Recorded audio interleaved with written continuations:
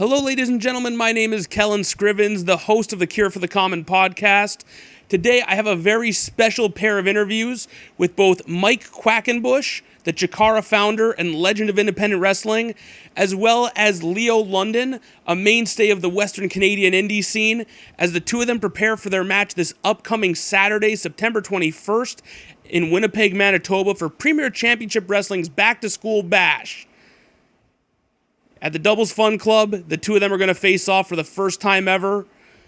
And I was able to sit down with both participants of this match recently to be able to discuss how the match came together and their influences and everything that came into making this match that's going to be happening. So you are going to notice over the course of this interview that obviously there were two separate recordings done. I wasn't able to get them both into the same room with me, unfortunately. So I want to give that quick heads up before you start hearing a bunch of changes in audio quality from question to question.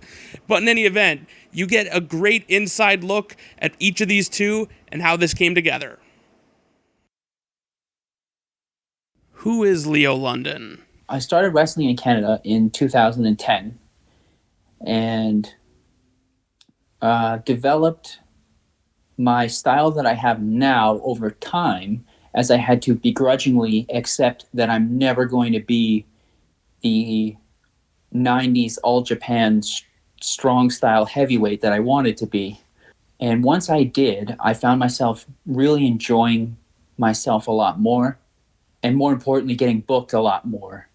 Because the style works for me, and it's also unique in the area. So there's not a lot of people doing it, if anyone else is doing it. And I've been getting booked all across Canada ever since. In Leo London's mind, who is Mike Quackenbush? He's a huge influence on me and an inspiration, not only stylistically, but the way he carries himself backstage, apparently. And I've never heard anyone say a bad word about him. And in this industry, it's very difficult for a person to not have something bad said about them. I think he's an innovator, and I believe if he was in his youth now, he would be one of, if not the most booked junior heavyweights around the world. You'd see him in the big, you would have seen him in the Cruiserweight Classic or the Best of the Super Juniors, because he was so far ahead of his time that only now are people really catching up to him. When did you become aware of Mike Quackenbush? So when I was growing up, my papa wouldn't let me watch the WWE. So that wasn't my first exposure to professional wrestling. I was kind of watching other stuff as my friends traded tapes and things like that. So I would catch Noah or this or that from wherever. And eventually, I remember half watching a match. I was half studying and half watching one of Mike Quackenbush's matches. And I'm not sure who he was wrestling or what have you, but my friend got the tape because Bryan Danielson was on it. And at some point in the match, Mike Quackenbush, he does this move where he hooks the guy in for almost a Russian leg sweep, and instead of just slamming the guy straight back, he rolls straight through with it and then locks the person's other leg in the stretch muffler. And I stopped and asked my friend to rewind it. Yeah, and I watched that 2 or 3 times because it was probably the coolest thing I'd ever seen in my life. For your 25th anniversary, you decided that you're going to do just 25 matches. And in the initial video announcement that you said, you're not looking for random bookings in some crazy town for a company that you don't even know.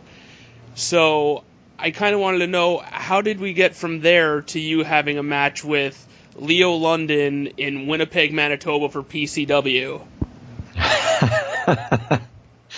That's a good question. Perhaps due to the inevitable onset of middle age and the incumbent sentimentality that seems to come with it, I've gotten to a point where I do not put on the sparkly pants unless I have something that I care about. And in the last couple of years, as I'm kind of in the autumn of my career, I've also come to appreciate that there are some people out there that I've not ever met, that I maybe only know peripherally or not at all, that I've had some kind of significant impact on. And I think what my own experience was like trying to find an avenue to connect to the guy who inspired me at the very beginning of my journey, Jushin Liger. And it took me 20 years to really find a way to connect to him, more or less 20 years. In the grand scheme of things, does Mike Quackenbush mean anything to Jushin Liger? Probably not. Right? Like it's entirely possible he doesn't even recall my name. We wrestled against each other once. We teamed together once. But that's deeply significant to me. The interactions I had with my hero are some of the absolute career highlights for me. So I have an appreciation for the fact that just because my body of work is as long as it is, not necessarily because anybody finds it spectacular, but just because it's as long as it is, inevitably there are people who have been impacted by what I do. And I wanted to make myself available to those people because I do feel like there is probably a remaining very limited shelf life on my ability to don the sparkly pants and look like I belong in a wrestling ring. Sorry to contradict those people who feel like I've never really looked like I belong in a wrestling ring. So I started to hear from some people from different corners of the globe, just sort of expressing some of their personal stories. And it was very flattering, and a lot of it was very touching. And I thought, I reached out to a handful of people I'm very close to about, hey, if we were going to do this thing one more time, we should probably do it pretty soon, huh? And a couple of them were like, yep, we got to do that. And a couple of them said, logistically, this isn't going to be possible because I'm here when you're there, or, whatever the reasons were. And then when I got to making the list, I realized, there's a handful here that could be allocated for something of that sort. And I got a very sincere message from Leo. And that's kind of what started to point my compass in the direction of Manitoba. I've been following Quack on Twitter for some time, and I honestly had thought that he had retired because Chikara closed down in an angle, and then I never saw him very much outside of like a very formal role in a suit, and I believe he had a really bad wrist injury, and then he just kind of disappeared for 2 years. So I had thought that my chance to work with him had closed already. And once I realized that wasn't the case, I was very, very happy. But I also still didn't expect it to happen. And then eventually, he announced his 25th anniversary tour. And because we had some interactions on Twitter, I felt that we had a bit of a rapport. And even if he couldn't end up making space for me on the tour, just let him know how much I appreciate his work and what he's meant to me. And next thing I knew, he had replied, and I was very excited and then immediately terrified because I didn't ask the promoter to make this offer or anything. I just did it and kind of hoped it would all fall into place. And then luckily it did. Prior to Leo reaching out to you for this, had you any knowledge of him or his body of work? Only through social media. We've never met in person. In terms of like trying to connect the dots between us, we are several degrees removed from one another. But my only experience and knowledge of him is social media. Leo, who are the most notable wrestlers that you've shared the ring with? I would say the most prominent is Kenny Omega. I've wrestled him 8 times and have a record of 5-3 against him. I wrestled him while he was the IWGP Heavyweight Champion, the IWGP Junior Heavyweight Tag Team Champions, the IWGP Intercontinental Champion, or was he the U.S. champion? I think he was the U.S. champion at the time, actually. And while he was the Junior Heavyweight Champion. I've also wrestled Steve Carino, another person who is a big influence on me, and Colt Cabana. I say those are the biggest names. How does Mike Quackenbush stack up against those names? From a personal perspective, it's above all of them. This will be the most significant match for me personally. How does it feel to know that that is the type of reaction that you are getting out of this next generation? Well, I find all that very moving. I think wrestling went through a really long phase when it was frowned upon to express those kinds of things. You know, when I was first breaking in like 94, 95, the veterans that were in the locker rooms were always very quick to admonish me or to advise my generation of guys. They would say something like this. They would say, once you step behind the curtain, you can never again behave like a fan. Because once you're back here, you're one of us. As if there was like this complete dichotomy that you could not both be a pro wrestler and a pro wrestling fan. And that persisted all the way till the dying days of the Attitude Era. Luckily, in this day and age, we are all a little more mature, a little more emotionally intelligent, maybe even sensitive, just as like a culture. And that's good. That's positive change that pro wrestling desperately needs. And so it is possible now. And I've been able to have those moments with the people that have impacted me in a significant way, that I admired, that I studied, that I've idolized. I have always found it really significant when I'm able to just have that moment of connectivity centered around the expression of something very, very sincere. And so when someone else comes to me with that, one, it's always a little, I always kind of feel floored, because more days than not, I look at my own body of work and I kind of think, what have I really done? You got to put those things on a scale when you've got a long resume, right? Like, well, this body of work here, like, it's not insignificant. On the other hand, is it all that significant? Like, is my lasting contribution only that I've endured? I would say absolutely not. His influence is felt even from the highest of the profession. Antonio Cesaro, Tommy End. Those are his most prominent students that come to mind quickly. But the plethora of wrestlers trained by him or training under him, even for a brief period, is so numerous that I can't even begin the list, really. It's too overwhelming. There's too many names. Chris Hero, everybody. He's touched so many people in one way or another, and I think that's his lasting legacy. It's flattering and it's very edifying, and if I thought that it was anything less than sincere, I probably would not have given it more than 2 minutes of consideration. But I could really tell that it was something significant, because it made me feel something. Man, I don't know what to say to that. I'm glad I was able to convey what the opportunity would mean to me through text, because it's very difficult to do that. You can't tell how somebody feels behind what they're writing. But generally, I try and write like I would speak and convey how I feel that way. And the fact that it got through and that he responded, especially to hear that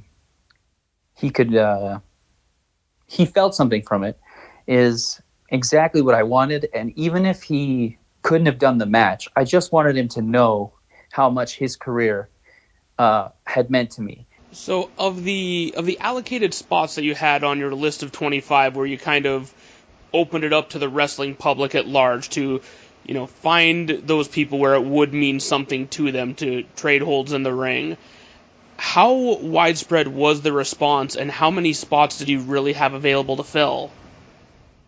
I had about 7 that I had to fill. And you would put that video out, I think it was a Monday morning. And so, clicked publish on our YouTube channel, and then I thought, I'm going to go get a cup of coffee. And my Starbucks is about 10 minutes from where I live. And I thought, you know what? I bet you I'm going to get a message or two before I even get back. By the time I go and I pick up my cold brew and I get back to my workstation, I bet you I'll have something in my inbox. And my particular brand of OCD mandates, when I walk away from the workstation, inbox, 0. Inbox has got to be 0. So I got in my car, got my cold brew, came back, sat down at the workstation, and the screen lit back up, and it was inbox 151. And I thought, well, either I'm on a mailing list that I didn't know about, or we got a lot of work to do today. And of course, it's been very difficult to go back to people and have to kind of tell them very gently, like, I can't get to everybody. I can't. And the requests came from basically everywhere except Africa and Antarctica. And I just had to kind of get choosy about it and think, realistically, where can I go in the next, 364 days? I'm giving myself a year to get this done. So if we're starting tomorrow, where can I realistically go? And then the flip side of that is, more days than not, I feel very brittle. I remarked on Twitter in the last couple of days, most days I feel like if I even got in a ring, I would shatter into a million pieces.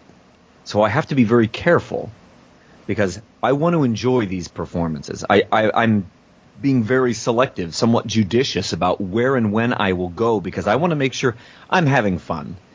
If it's drudgery or it's work, and during some of my hardest traveling years, that's all it was. I was putting in the miles, I was making the towns, and that was the work. That was what I had to cut out for myself. And my heavy traveling years are 1998 and 1999, where, trying to average at least 8 matches a month, that's a lot of consistent, out on the road, getting in planes, going wherever the work is. I'm so far past that. That does not appeal to me at all. But to go out there and to meet with really talented people and to do the dance for whatever period of time we're allotted on stage and to just enjoy that, to just enjoy whomever my opponent is and what they bring to the table and seeing how our weird ingredients and spices come together to make something fun for the audience, that's really all that interests me at this point. So, sadly, I had to go back to a lot of people and let them off the hook, and I tried to put those people down as gently as possible because the response was just overwhelming. It took me nearly a week to answer everybody. Having heard that, Leo, what does it mean to you that you were one of the people that he selected for this opportunity? I'm pretty ecstatic. I've got pre-match jitters already, and it's more than a week away at this point. And even though I'm battling some sort of strange lung virus, I'm on an inhaler and everything, like I have asthma, but I don't have asthma. So I'm hoping that I'm 100% physically. But it's going to be a very special moment because I'm one of the 25 people that can say that. And that's going to be something I hang my hat on. Some people wanted to go to WrestleMania or they want to, whatever it is that they want to do. I've made it now. I've got my 3 wishes. From what you have seen online, what is your impression of Leo London as a professional wrestler? When people tend to mention us together in the same breath, they'll say something, I'm paraphrasing, of course, but they're saying something to the effect of, it's as if the two of you are cut from the same cloth. So that, of course, is very intriguing to me when somebody makes a remark like that. It makes me want to kind of peer in a little bit deeper. So the next time a video clip would come along of Leo London, I would think, well, let me see what these other people see in him, right? As I said, we've never met in person. We've never shared a locker room. So I'm kind of discovering him from the ground up.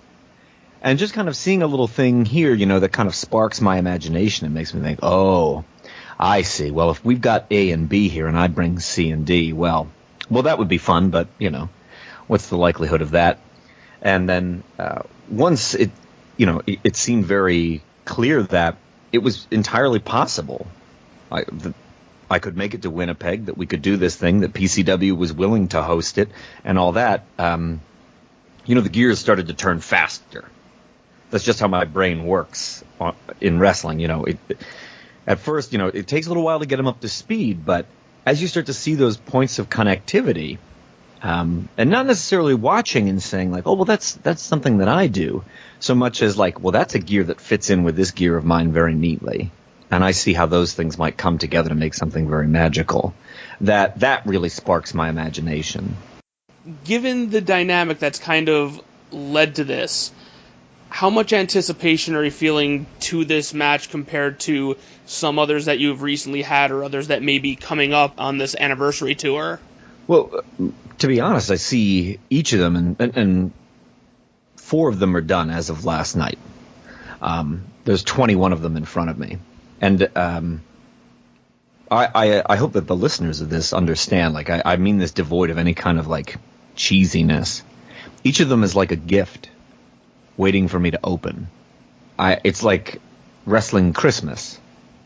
And I'm just going to take my time unwrapping each of these beautiful presents and enjoying whatever it contains for whatever it is. And some of them are in the shape of a tag match, or a trios match, or an Atomicos match, or a one-on-one match. And I'm just looking forward to taking my time and working my way through these wonderful gifts that some of which came to me by request, right? You know how that is before Christmas, maybe? Your folks ask, is there anything we could get you for Christmas? And, I'd really like a new pair of jeans, or, I could use this. So maybe you have a little inkling of what's inside some of those gifts. And yet what's great about this, especially because there were those 7 slots, that I just thought, let's see what comes in. Let's see what's in the inbox here. And see if something doesn't strike a chord with me, or a name pops up that I think, wow, I remember hearing of this person, or, that one time that we met, or whatever, must have really made an impression. And one by one, I just kind of watched as all these gifts lined up underneath my wrestling Christmas tree. Consider it a wish granted, or consider it a present under your wrestling Christmas tree. I'd like to thank both Leo and Mike for taking the time to discuss this match with me. Once again, this Saturday night, September 21, 2019, at the Doubles Fun Club in Winnipeg, Manitoba for Premier Championship Wrestling's annual Back to School Bash. We hope we can see you all there.